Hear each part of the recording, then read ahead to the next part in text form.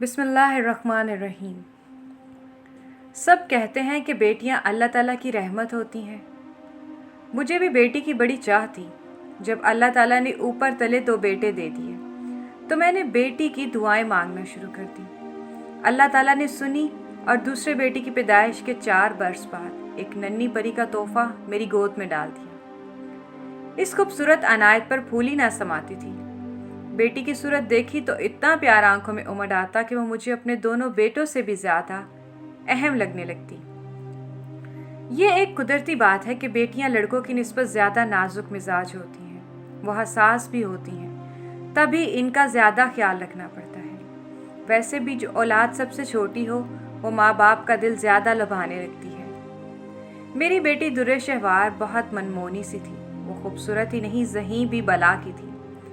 بچپن میں جب توتلی زبان میں پیاری پیاری باتیں کرتی تو ہم ماں باپ دونوں ہی اس پہ واری صدقے ہوا کرتے۔ میں نے اپنے بیٹوں کے نام فرما بردار اور تابع دار رکھے کیونکہ میری خواہش تھی کہ یہ دونوں بچے ہمارے فرما بردار اور تابع دار رہیں۔ وہ ہماری ہر بات مانیں، ہر حکم بجا لائیں تاکہ زمانے کے دست برد سے بچے رہیں۔ وہ خود سر نہ ہو جائیں کہ اچھے بری کی تمیز ہی کھو دیں اور ہمارے بعد زمانے کی ٹھوکروں میں آ جائیں۔ واقعی ہی میرے بچے اس میں باساماں نکلے۔ وہ بہت فرما بردار ثابت ہوئے۔ ہم دونوں میاں بیوی ان کی ایسی تربیت کرتے تھے کہ وہ نیک اور صالح بھی تھے اور والدین کا کوئی حکم نہ ٹالتے تھے۔ میرے شوہر اچھے بزنس مین تھے۔ انہوں نے کافی محنت سے اپنے بچوں کو پڑھایا لکھایا۔ اپنے والد کی طرف سے ورثے میں مجھے ایک مکان منتقل ہوا اور دکان انہوں نے اپنی محنت سے بنا لی۔ اس طرح ایک آبائی گھر کے علاوہ ان کی ملکیت میں 2 دکانیں آئیں، کرائے سے کچھ آمدن ہو جاتی۔ درِ شہوار گھر میں سبھی کی لاڈلی تھی۔ یہ پیاری سی گڑیا ماں باپ کی ہی نہیں، اپنے بھائیوں کی بھی آنکھوں کا تارا تھی۔ دونوں بھائی اس پہ جان چھڑکتے تھے۔ وہ فرما بردار کو فرمان اور تابع دار کو تابع پکارتی تھی۔ درِ شہوار کو سب سے زیادہ میرے خاوند کو خاوند کا پیار حاصل تھا، تبھی وہ اپنے بھائیوں کو خاطر میں نہ لاتی، ہر بات منوا لیتی اور ان کی چیزوں پہ قبضہ بھی کر لیتی۔ وہ بخوشی بہن کے حق میں دستبردار ہو جاتے کیونکہ وہ اس فریقہ پہ کھلونے، کتابیں، کھانے پینے کی اشیاء، غرض درِ شہوار جس چیز کو بھی ہاتھ لگاتی اٹھا لیتی۔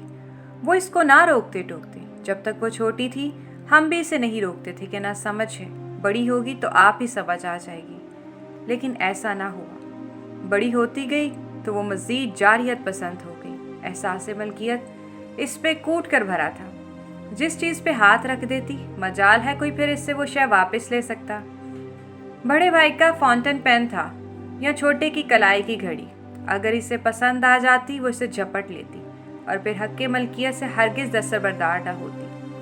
وہ بیچارے منہ دیکھتے رہ جاتے، چپ ہو جاتے اور میرے میاں کہتے کہ چھوڑو اور لے لینا، چھوٹی بہن کا دل نہ توڑو۔ تاہم میں محسوس کرنے لگی تھی یہ لڑکی بے لگام ہوتی جا رہی ہے، اسے اپنی منمانی کی عادت پڑ گئی ہے، اپنی ہر خواہش کو پورا کرنا اپنا فرض سمجھتی ہے۔ کبھی اگر اس کی فرمائش پوری نہ ہوتی تو آسمان سر پہ اٹھا لیتی۔ میں خوف زدہ رہنے لگی کہ یہ اچھی بات نہیں ہے، یہ عادت آگے چل کر اس کے حق میں بڑی بری ثابت ہو سکتی ہے۔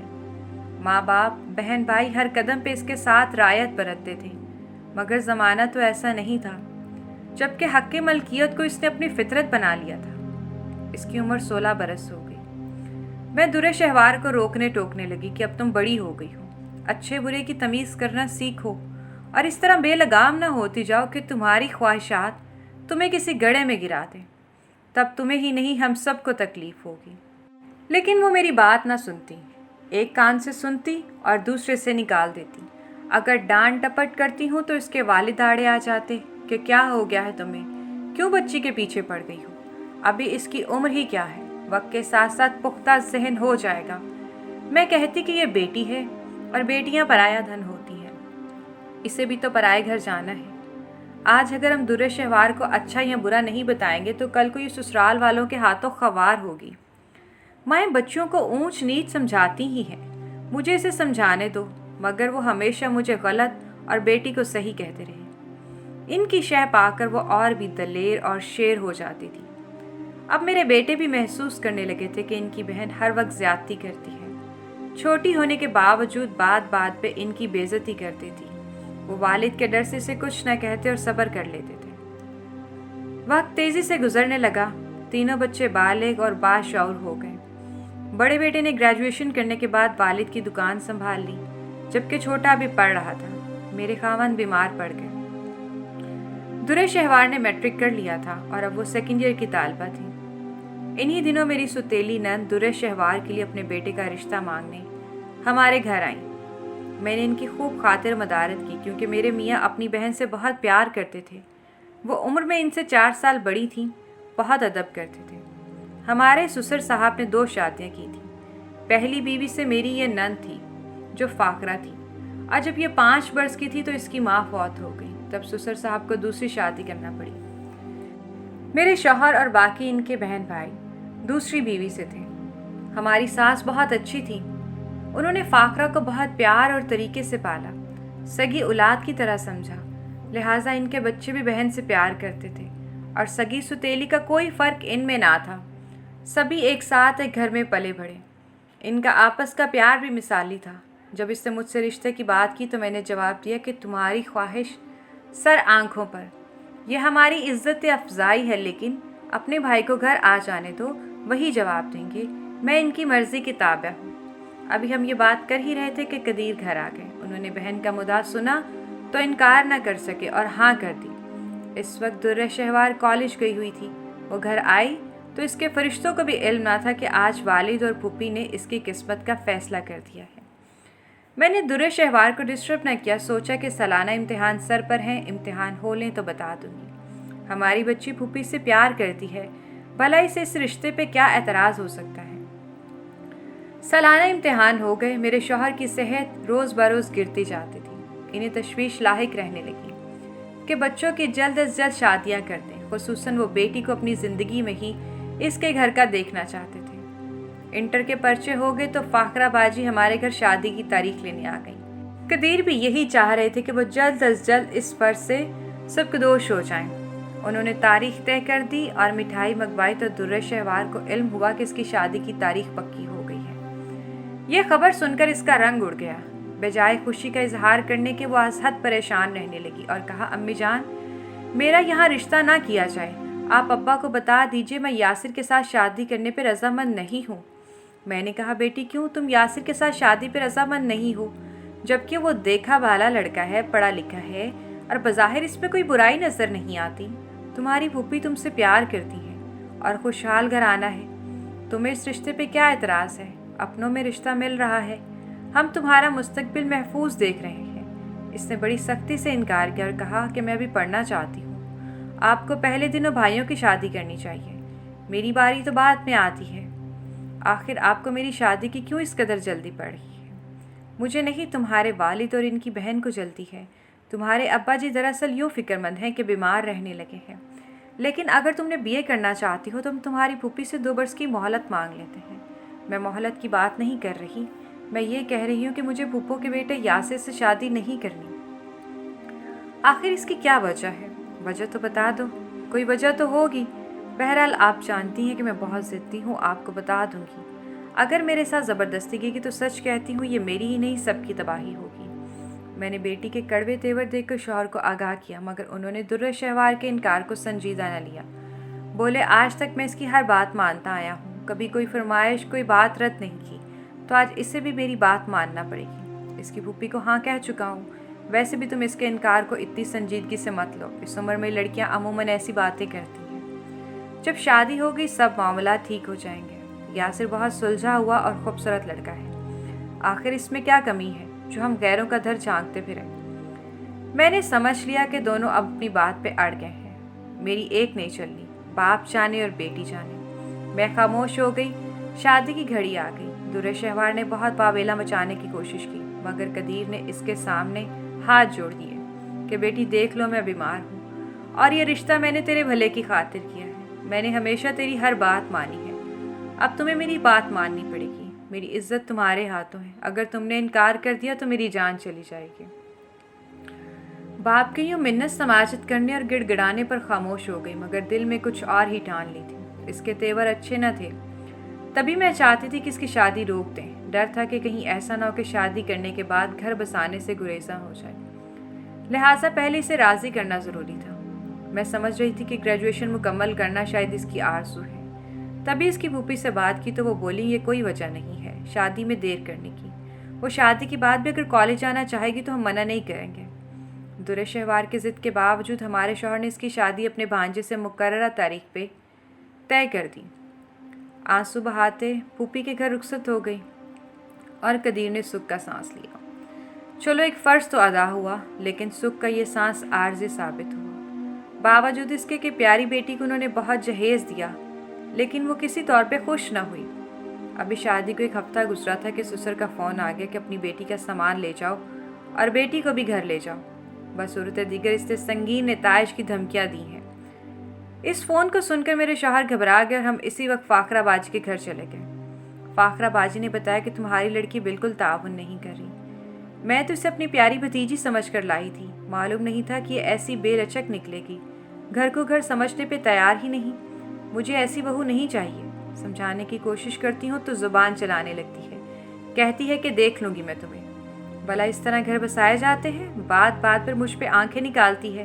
اسے مسئلہ ہی کیا ہے؟ والد صاحب بولے، درِ شہوار یہاں آباد رہے نہ رہے، میں اس کے جہیز کا سامان آپ کے گھر سے ہرگز نہیں اٹھاؤں گا۔ آپ بے شک اس سامان کو باہر پھینک دیں۔ معاملہ ہماری سمجھ میں آ گیا کہ کسی صورت ہماری لاڈلی کو سسرال میں رہنا منظور نہیں ہے۔ یاسر سے بات کی، اس نے کہا ماموں جان میں تو اپنی بیوی کو بسانا چاہتا ہوں، لہٰذا طلاق کا سوچا ہے اور نہ سوچوں گا۔ قدیر بولے، مجھے زیادہ معاملہ ساس بہو کا لگ رہا ہے، ایسا کرو کہ تم درِ شہوار کے ساتھ میرے گھر چلو، شاید وہاں رہ کر تم دونوں کی بات بن جائے اور تمہارا گھر اجڑنے سے بچ جائے۔ یاسر اس پر تیار ہو گیا۔ فاخرہ نے کہا بے شک آپ کے ساتھ چلا جائے، مجھے کوئی اعتراض نہیں ہے۔ یاسر کے چھوٹے بھائی نے سنا تو وہ افسردہ ہو گیا، کہنے لگا کہ والد بیمار ہیں اور بھائی جان اور بھابھی جان انہیں اس عالم میں چھوڑے جا رہے ہیں۔ میں نے کہا کہ میں درِ شہوار اور یاسر کو جلد واپس بھیج دوں گا، ابھی آگ لگی ہوئی اس کو ٹھنڈا ہو جانے دو تاکہ معاملہ زیادہ خراب نہ ہو۔ اتفاق کے فاخرہ کا شوہر بھی بیمار تھا۔ ہم درِ شہوار کو گھر لے آئے اور یاسر بھی ہمارے ساتھ آ گیا۔ تب ہماری بیٹی کا زیادہ موڈ خراب ہو گیا کہ داماد کو کیوں ساتھ لے آئے ہیں؟ کیا داماد ساس سسر کے گھر میں پڑاؤ ڈالے ہوئے اچھے لگتے ہیں؟ بہرحال ابھی انہیں آئے ہوئے کہ 15 دن نہ ہوئے تھے کہ فاخرہ کے شوہر کا انتقال ہو گیا۔ ہم سب کو وہاں واپس جانا پڑا۔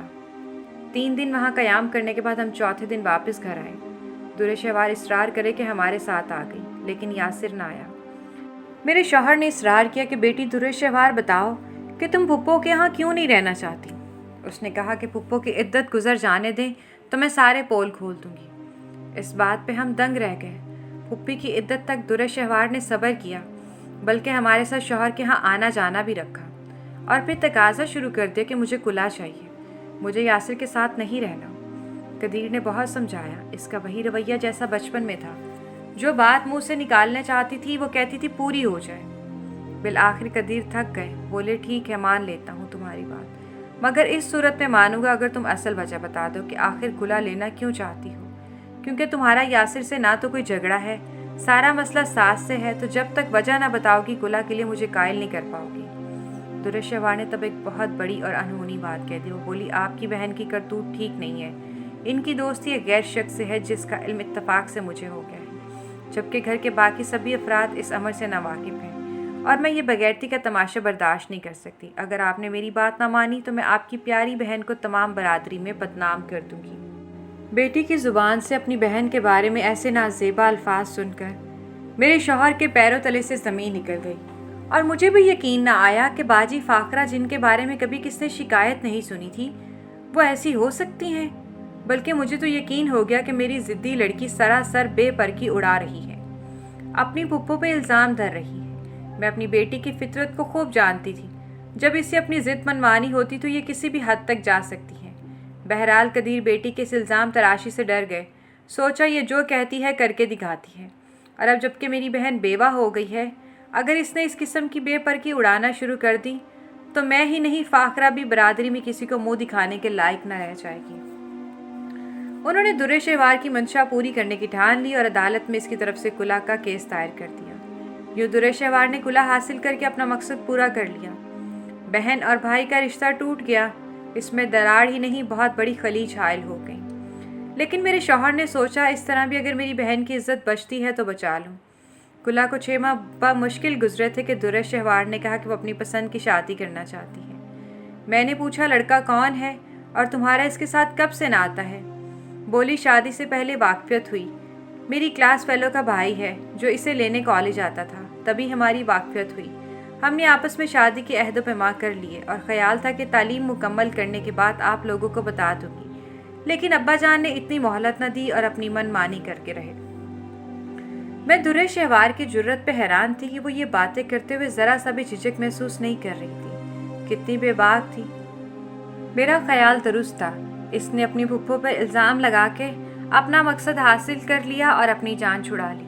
جانتی تھی کہ چاہت کی خاطر جان پر کھیل جانے والی یہ لڑکی اب اپنے ارادے سے باز آنے والی نہیں، لہٰذا میں نے اس کے ساتھ دینے کی ٹھان لی۔ دوبارہ اس کا گھر بسانا تھا کیونکہ میرے شوہر کو بالآخر ڈاکٹروں نے بتا دیا تھا انہیں کینسر ہے۔ ان کی زندگی کا کوئی بھروسہ نہیں۔ ابھی قدیر کو میں درے شہوار کی بابت آگاہ نہ کر پائی تھی کہ وہ اچانک بیمار ہو گئے اور کچھ عرصہ علیل رہ کر اس دنیا سے چلے گئے۔ بچوں کی تمام ذمہ داریاں میرے کندھوں پہ آ پڑیں اور سب سے بڑی ذمہ داری درے شہوار کی تھی۔ مجھے ہر حال میں اس سے نمٹنا تھا۔ اس کی خواہش پر میں نے اس لڑکے کو بلایا جس کا نام رستم تھا اور جس سے بیاہ رچانے کو میری بیٹی نے یہ معرکہ سر کیا، بالآخر کلا لے کر ہی دم لیا۔ پہلی نظر میں رستم مجھے پسند نہ آیا، یوں وہ خوبرو اور پڑھا لکھا تھا اور خوشحال خاندان کا چشم و چراغ تھا، مگر وہ دوہری شخصیت کا مالک تھا۔ اس کا ایک روپ بظاہر بہت اچھا اور دلکش، جبکہ دوسرا روپ گھٹیا اور کم تر تھا۔ اس سے مختصر سے انٹرویو کے بعد میں نے اپنی بیٹی کو آخری بار سمجھانا اپنا فرض سمجھا۔ اس سے بتایا بیٹی یہ لڑکا صحیح نہیں ہے، یہ بہت مادہ پرست اور اپنے فائدے کو مد نظر رکھنے والا آدمی ہے، بعد میں کہیں تم کو پچھتانا نہ پڑے۔ امی پچھتاوے کا لفظ میری ڈکشنری میں نہیں ہے، جو کام کرتی ہوں ڈٹ کے کرتی ہوں اور پھر پچھتاتی ہوں اور نہ قدم پیچھے ہٹاتی ہوں۔ آپ بس میرا نکاح رستم سے کرا دیجئے، کوئی چارہ نہیں تھا۔ بیٹوں کو کس طرح راضی کیا اور بیٹی کا نکاح اس کے من چاہے شخص سے کرا کے اسے رخصت کر دیا۔ شادی کے 15 روز بعد وہ آئی اور اس نے کہا کہ رستم کہہ رہا ہے کہ مجھے جہیز چاہیے۔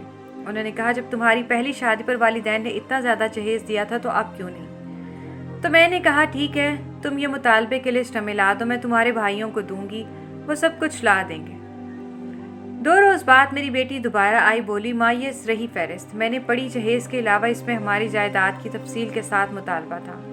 اس جائیداد میں جو حصہ درے شہوار کا بنتا تھا وہ ہمارے حوالے کر دیں۔ اس پہ مطالبے پہ میں لرز کے رہ گئی۔ میں نے کہا درے شہوار، اس لالچی آدمی نے یہ کیا مطالبہ کر دیا ہے جبکہ یہ جائیداد میرے نام ہے جس میں ہم رہتے ہیں؟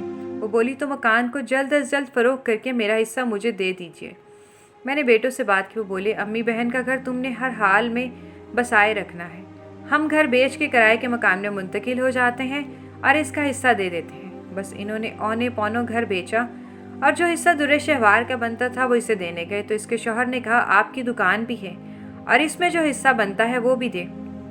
فرمان بھائی جان، وہ دکان امی کو ان کی وراثت میں ملی ہے اور وہ ابھی تو امی حیات ہیں۔ یہ دکان ہمارا ذریعہ روزگار ہے، اس کو بیچ دیں گے تو کھائیں گے کہاں سے؟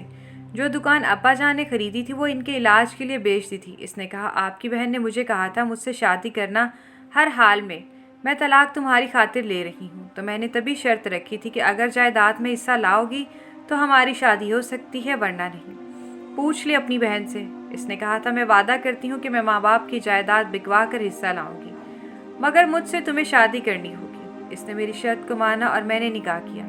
اب اسے اپنی شرائط پوری کرنا ہوگی تو ہی میں شادی کو قائم رکھوں گا۔ اس کا مطلب ہے کہ ہم دکان بیچ کر سڑک پر بیٹھ جائیں۔ میں بیوہ ہو چکی تھی اور میری بیٹے بیچارے ابھی پوری طرح باپ کی وفات کے صدمے سے سنبھل نہ پائے تھے، نہ ہی وہ مالی لحاظ سے سنبھل سکے تھے کیونکہ ایک گھر اور ایک دکان فروخت کر کے ہم قدیر کی بیماری پہ لگا چکے تھے۔ اب ایک گھر رہنے کی خاطر اور ایک دکان ذریعہ روزگار باقی رہ گئی تھی جو میرے مرنے کے بعد ہی بچوں کو ملنے والی تھی۔ میں ابھی زندہ تھی اور یہ دونوں چیزیں میرے شوہر وفات سے قبل میرے نام کر کے گئے تھے تاکہ بچے کہیں بڑھاپے میں مجھے در بدر نہ کر دیں۔ بیٹوں نے تو ایسا نہ کیا، مگر بیٹی جو اللہ کی رحمت کہلاتی ہے، اس نے اپنے شوہر کے ساتھ مل کر ہمیں ضرور کنگال اور در بدر کیا۔ پہلے میرا گھر بکوا دیا، پھر دکان کے پیچھے پڑ گئی، بالآخر دکان بکوائی اور اپنا حصہ لے گئی۔ آج یہ عالم ہے، نہ گھر رہا نہ دکان رہی۔ और दुरेशवार ने पता नहीं हमें कहाँ धक्का दिया। और वो इस अमर पे बिल्कुल शर्मिंदा नहीं है, कहती है मैंने जो किया बिल्कुल ठीक किया। मेरे बेटे दोबारा बकिया पैसों से दुकान ना खरीद सके और वो रकम भी तितर बितर हो गई।